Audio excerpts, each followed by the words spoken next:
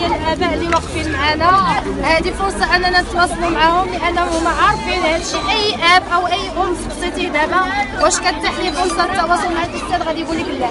للاسف جات فرصه بغينا تكون احسن من هكذا ولكن هادشي اللي صفر عليه. غير باش نوضعوكم في الصوره الاباء، هذا التوقيت هذا توافقنا عليه حنا والجمعيه في اطار تدبير المؤسسه والسيده المديره، فاذا به نفاجأ بلجان متتاليه ومتواتره منظمه للابتزاز وللضغط على الاطار التربوي وهيئه التدريس بالمؤسسه، الشيء الذي يتنافى تماما مع القانون. لان القانون شنو تيقول لك؟ انتقلت المؤسسات من التسيير الاحادي للمدير الى التدبير الجماعي عبر تفعيل مجالس المؤسسه. حنا في هذه المؤسسه ما كنديروا حتى مجالس باش تكونوا في الصوره، ما كنديروا حتى نوادي، حتى شي حاجه ما كتفعل.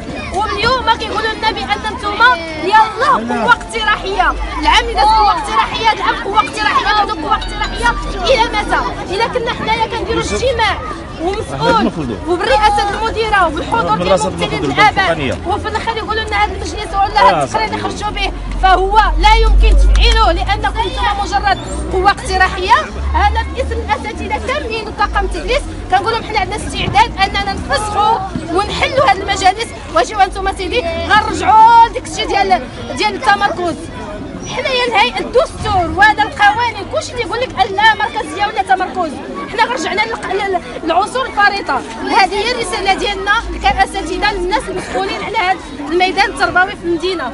حنايا كنشوفوا بان المجتمع على صفيح ساخن والمؤسسه ديالنا على صفيح ساخن. اعلى سلطه في البلاد اللي هي العماله.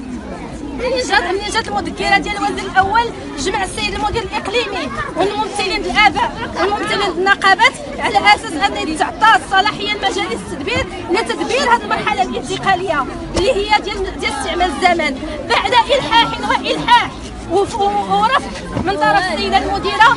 استطعنا مؤخرا اننا نعقدوا المجلس ولو بطريقه مهينه للاستاذ، شي واقف وشي جالس، وكنسكتوا وكنصبروا ونكتبوها وخرجنا بالتقرير.